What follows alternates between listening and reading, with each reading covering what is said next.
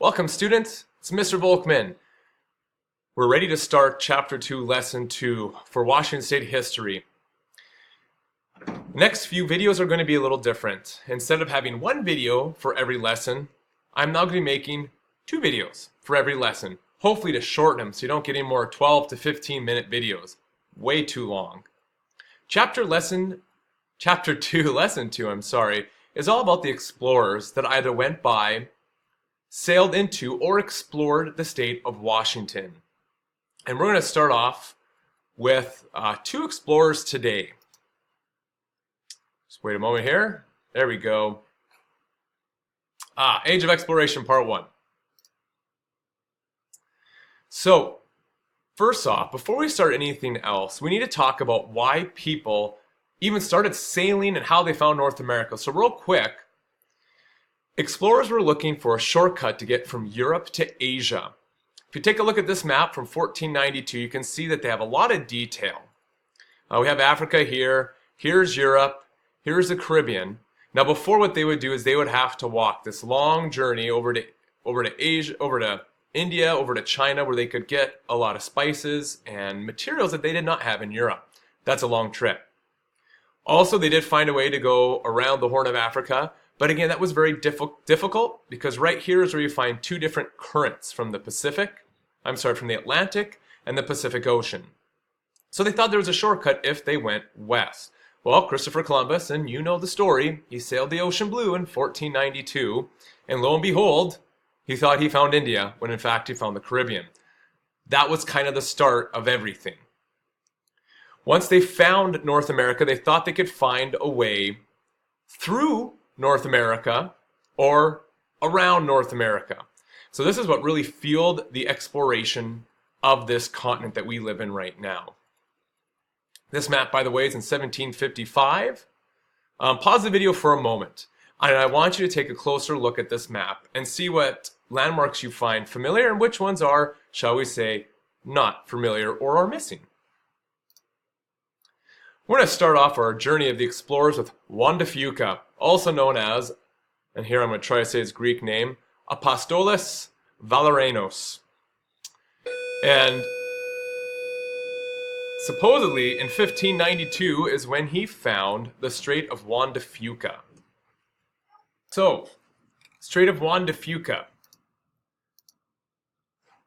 Before we go more in depth about Juan de Fuca's story, the strait is right here, as I'm looking at it too. This is Puget Sound. This island right here is Whidbey Island.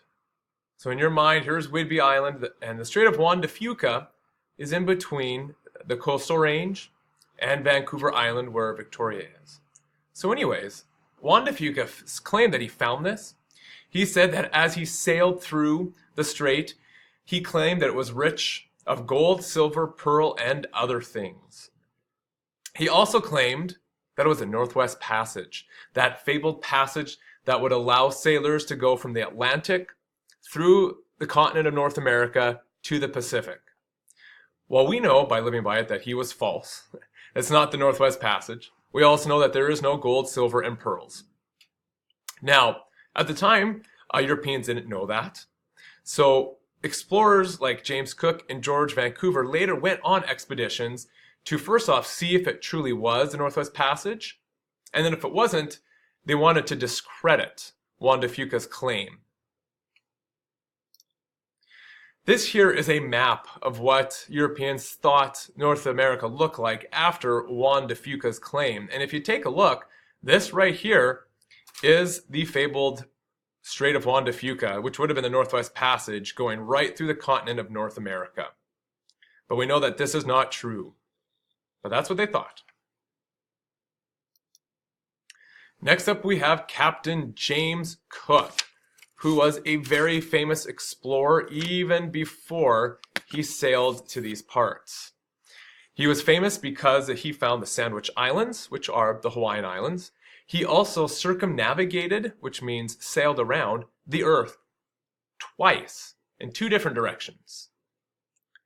So he sailed to Vancouver Island, which again we talked about earlier. Here's Whidbey Island, here's Vancouver Island. However, upon getting there, he noticed that the Spanish were already there. So he sailed on and he traded with some natives at another place and got furs, and he gave them like little trinkets and stuff. Well, he then sailed off to the Sandwich Islands, which he had found years before, and through some various altercation, he was killed by the natives, while his crew continued on to China, where they traded the furs for a very high price. And they found out that, hey, people actually want these furs, which was the beginning of the fur trade in North America. This is the end of part 1. Hopefully you are filling out your outline as you are watching this. The outline, I failed to mention before, I'm sorry. You're just to write down what each explorer found and the importance of their find. So please, if you need to, watch this video again so you can figure out what that person found and then why it was important. Now, I don't necessarily say in the video why it's important. You're going to have to kind of deduce and figure that out yourself, which I think you can. I think you'll be able to figure this out. So my next video will be part 2, where I'll talk about the rest of the explorers. Thank you, and see you in class. Mr. Volkman failed to let you know that please go on Edmodo to look for the homework questions. Did I say it right? I never know if I'm doing this right.